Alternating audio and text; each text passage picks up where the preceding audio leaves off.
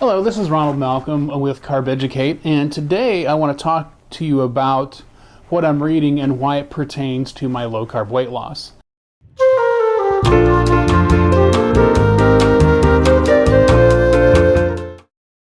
This is part one of a three-part series, the end of which will culminate with a kind of exciting announcement.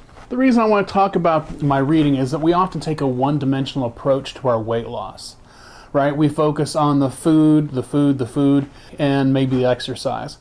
And the thing is that addresses the physical needs, but if we really want to make a change, we have to change a lot more about ourselves. We have to change our mindsets, our emotions, because otherwise we're going to end up in the same place we were when we began, right? Something else has to change. And so the way I've found to do this is through reading. And the thing is that it doesn't even necessarily have to be directly connected to weight loss. If I'm reading, I want something that's going to fill my mind or fill me emotionally in some way. For example, I have in the recent past I've looked at 4 different books. First one is just a collection of Sherlock Holmes stories. And the reason I read that is just because I like the immersion, the feeling of, of the Victorian era, of the characterization, things like that. And it just puts me in a good place, right? It just cheers me up, and so I enjoy that.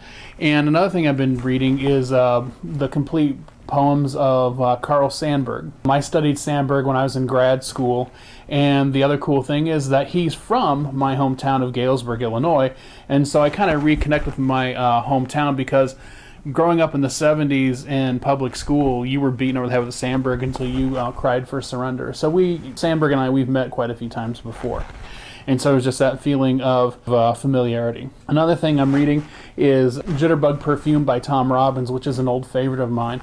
And Jitterbug Perfume is kind of interesting. He's kind of a Pynchon-esque style of writer where, there are these metaphysical topics, but it's done with very much kind of like a hippie vibe, and it reminds me of college because that's when I first read that as well, and it's just something nice to go back to. It's probably the book that most closely reflects my personal outlook on life.